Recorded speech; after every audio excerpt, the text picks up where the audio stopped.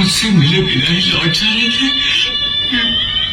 तुमने आने में बहुत देर जो लगा दी थी, आने में तो बहुत देर तुमने लगा दी थी सुदामा। कितने वर्षों बाद याद किया है मुझे।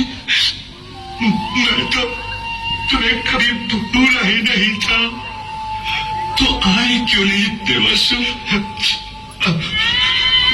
मौसम तुमने सोचा होगा कि मैं द्वारिकाधीश बन गया हूँ तो तुम्हें भूल जाऊंगा, तुम्हें पहचानूंगा तक नहीं, है ना? हाँ, मैंने यही सोचा था, और इसीलिए जब तुम्हारा बुलावा आने में देर हो गई तो मैं लौट चला था।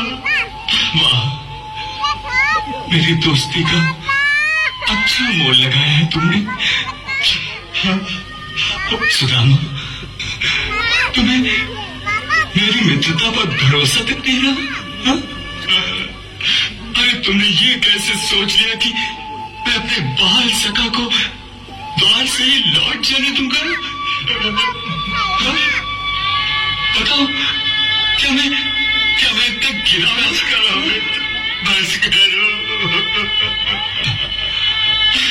मुझे क्षमा कर दो, मुझसे भूल हो गई। वाह, दिल भी दुखाते हो और क्षमा भी मांगते हो। चलो भीतर, वही सब बातें होंगी। नहीं मित्र। क्यों? जिस प्रकार तुमने सारे संसार के सामने मुझे गले लगा लिया, मेरी शान बढ़ गई, मेरा मान बढ़ गया।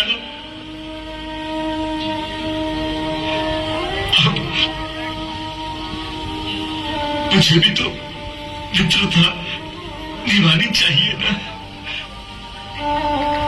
मुझे कुछ ऐसा नहीं करना चाहिए जिससे तुम्हारी शान को भट्टा लगे, तुम्हारी मानहानि हो। इसलिए मैं यहीं से लौट जाता हूँ। मेरे राजमहल में तुम्हारे जाने से मेरी शान को भट्टा कैसे लगेगा? देखो,